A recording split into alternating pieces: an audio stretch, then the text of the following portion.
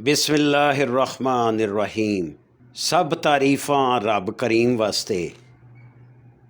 Professor मज़हरुल्लाह Qureshi होरां दे Punjabi mini कहानियां दा परागा ज़हर ज़मीन विचों कहानी नंबर 4 ते कहानी दा नां शरीफां गड़वी वाली।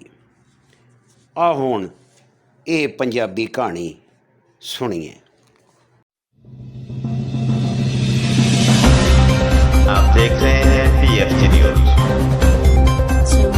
ਭੁੱਖ ਵੀ ਅਜੀਬ ਸ਼ੈ ਹੁੰਦੀ ਏ। ਇਹ ਕਿਸੇ ਦੇ ਵੱਸ ਵਿੱਚ ਨਹੀਂ ਹੁੰਦੀ। ਅਮੀਰ ਨੂੰ ਵੀ ਲੱਗਦੀ ਏ ਤੇ ਗਰੀਬ ਨੂੰ ਵੀ। ਸ਼ਾਹ ਵੀ ਇਸ ਦਾ ਮੁਹਤਾਜ ਹੁੰਦਾ ਹੈ ਤੇ ਫਕੀਰ ਵੀ ਇਸ ਦੀ ਉਡੀਕ ਵਿੱਚ ਰਹਿੰਦਾ ਹੈ। ਇਸ ਦਾ ਦੁੱਖ ਹਰ ਕਿਸੇ ਦੀ ਝੋਲੀ ਵਿੱਚ ਕਦੀ ਨਾ ਕਦੀ ਲੱਭ ਹੀ ਜਾਂਦਾ ਹੈ। ਰੱਬ ਬੜੀ ਸ਼ਾਨਾਂ ਵਾਲਾ ਏ। ਉਸ ਜਦੋਂ ਆਦਮ ਨੂੰ ਧਰਤੀ ਉੱਤੇ ਘੱਲਿਆ ਸੀ ਤੇ ਭੁੱਖ ਦੀ ਬੁਝਾਰਤ ਨੂੰ ਇਹਦੇ ਨਾਲ ਬੰਨ੍ਹ ਕੇ ਟੋਰਿਆ ਸੀ।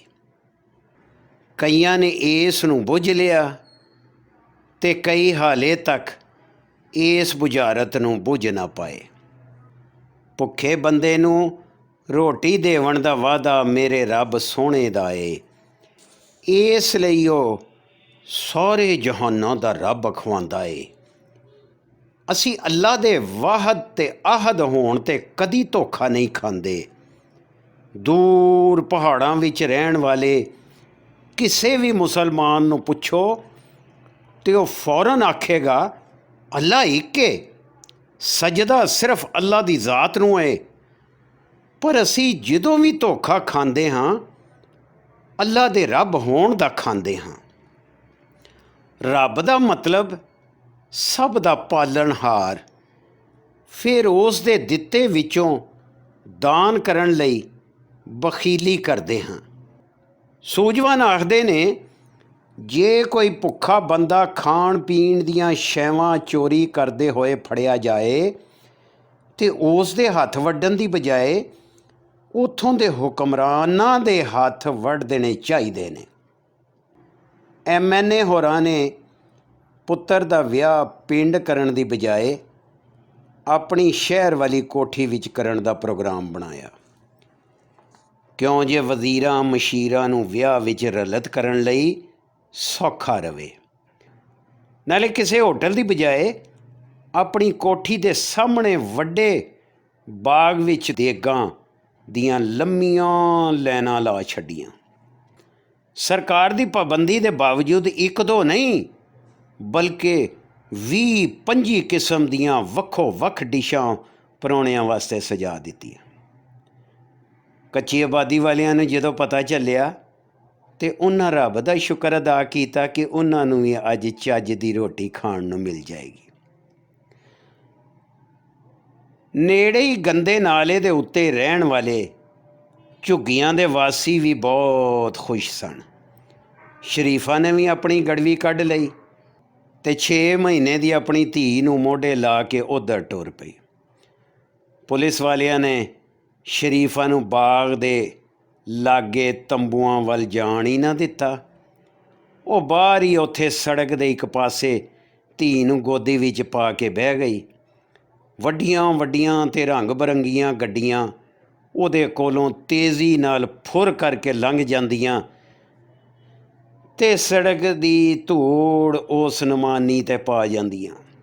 ਸ਼ਰੀਫਾ ਨੂੰ ਇੰਝ ਜਾਪਦਾ ਜਿਵੇਂ ਉਹ ਧੂੜਾਂ ਆਖ ਰਹੀਆਂ ਹੋਣ ਕਿ ਰੋਟੀ ਤਾਂ ਤੈਨੂੰ ਇੱਥੇ ਕਿਸੇ ਨੇ ਦੇਣੀ ਕੋਈ ਨਹੀਂ, ਬਸ ਇਹ ਮਿੱਟੀ ਘੱਟਾ ਹੀ ਖਾ ਕੇ ਗੁਜ਼ਾਰਾ ਕਰ ਲੈ।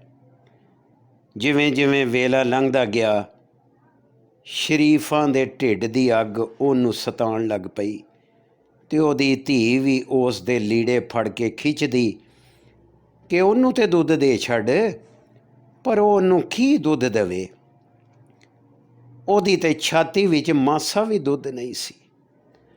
ਫਿਰ ਸ਼ਰੀਫਾਂ ਧੀ ਨੂੰ ਗੋਦੀ ਵਿੱਚ ਲੈ ਕੇ ਬਾਗ ਦੇ ਪਿਛਲੇ ਪਾਸੇ ਟੁਰ ਪਈ ਜਿੱਧਰੋਂ ਦੇਗਾਂ ਵਾਲੇ ਆ ਜਾ ਰਹੇ ਸਨ। ਇੱਥੇ ਵੀ ਪੁਲਿਸ ਵਾਲੇ ਖਲੋਤੇ ਸਨ। ਸ਼ਰੀਫਾਂ ਦਾ ਇੱਥੇ ਵਿਵਾਹ ਨਾ ਚੱਲਿਆ ਤੇ ਉਹ ਆਪਣੀ ਗੜਵੀ ਸਾਹਮਣੇ ਰੱਖ ਕੇ ਬਾਗ ਦੇ ਬੂਹੇ ਨਾਲ ਜ਼ਮੀਨ 'ਤੇ ਹੀ ਬਹਿ ਗਈ। ਕੁਝ ਚਿਰ ਬਾਅਦ ਉਹਨੂੰ ਪਤਾ ਹੀ ਨਾ ਚੱਲਿਆ ਕਿ ਕਿਹੜੇ ਵੇਲੇ ਇੱਕ ਪੈਰ ਨੇ ਉਹਦੀ ਗੜਵੀ ਨੂੰ ਜ਼ੋਰ ਨਾਲ ਠੁੱਡਾ ਮਾਰ ਕੇ ਸੜਕ ਦੇ ਵਿਚਕਾਰ ਜਾ ਸੱਟਿਆ ਤੇ ਉਸ ਨੇ ਪੁਲਿਸ ਵਾਲਿਆਂ ਨੂੰ ਆਖਿਆ, ਤੁਸੀਂ ਇੱਥੇ ਕੀ ਕਰਦੇ ਜੇ? ਇਹ ਚੌਧਰੀ ਹਰਾਂ ਦਾ ਛੋਟਾ ਪੁੱਤਰ ਸੀ, MPA ਚੌਧਰੀ ਜਹਾਂਜ਼ੇਬ ਟਵਾਣਾ।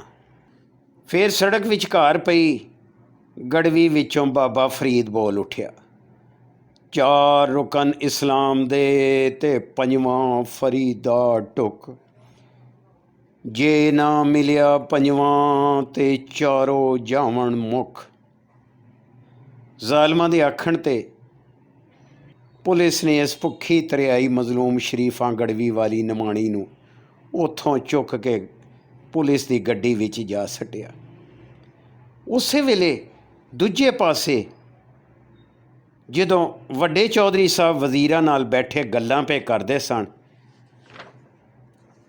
ਕਿ ਅਚਾਨਕ ਉਹਨਾਂ ਦਾ ਦਿਲ ਘਾਬਰਨਾ ਸ਼ੁਰੂ ਹੋ ਗਿਆ। ਕਿਉਂ ਜੇ ਬਾਬਾ ਫਰੀਦ ਉਹਨਾਂ ਦੇ ਦਿਲ 'ਤੇ ਜੋ ਆ ਬੈਠੇ ਸਨ, ਉਸ ਨਿਮਾਣੀ ਸ਼ਰੀਫਾਂ ਗੜਵੀ ਵਾਲੀ ਦੀ ਦਾਦ ਰਸੀ ਵਾਸਤੇ ਚੌਧਰੀ ਸਾਹਿਬ ਨੂੰ ਦਿਲ ਦਾ ਦੌਰਾ ਪੈ ਗਿਆ ਹੈ। ਚੌਧਰੀ ਸਾਹਿਬ ਨੂੰ ਦਿਲ ਦਾ ਦੌਰਾ ਪੈ ਗਿਆ ਹੈ। ਚੌਧਰੀ ਸਾਹਿਬ ਨੂੰ ਦਿਲ ਦਾ ਦੌਰਾ ਪੈ ਗਿਆ ਹੈ। ਲੋਕਾਂ ਨੇ ਰੌਲਾ ਪਾ ਦਿੱਤਾ। ਇਹ ਦਿਲ ਦਾ ਦੌਰਾ ਨਹੀਂ ਸੀ, ਇਹ ਤੇ ਦਿਲ 'ਤੇ ਹਮਲਾ ਸੀ। ਚੌਧਰੀ ਸਾਹਿਬ ਨੇ ਇੱਕ ਮੁਲਾਜ਼ਮ ਨੂੰ ਆਖਿਆ, ਚੌਧਰੀ ਜਹਾਂਜ਼ੇਬ ਕਿੱਥੇ ਹੈ? ਉਹਨੂੰ ਬੁਲਾ ਕੇ ਲਿਆਓ। ਪੁੱਤਰ ਨੂੰ ਜਦੋਂ ਵੱਡੇ ਚੌਧਰੀ ਸਾਹਿਬ ਹੋਰਾਂ ਦੀ ਤਬੀਅਤ ਖਰਾਬ ਦੀ ਖਬਰ ਮਿਲੀ ਤੇ ਉਹ ਸਭ ਕੁਝ ਛੱਡ ਕੇ ਨੱਸਿਆ। ਚੌਧਰੀ ਸਾਹਿਬ ਨੇ ਪੁੱਤਰ ਨੂੰ ਵੇਖ ਕੇ ਆਖਿਆ, ਪੁੱਤਰ ਬਾਕੀ ਦੀ ਸਾਰੀ ਰੋਟੀ ਇਰਦ ਗਿਰਦ ਦੇ ਸਭ ਗਰੀਬ ਲੋਕਾਂ ਵਿੱਚ ਤਕਸੀਮ ਕਰ ਦੇ।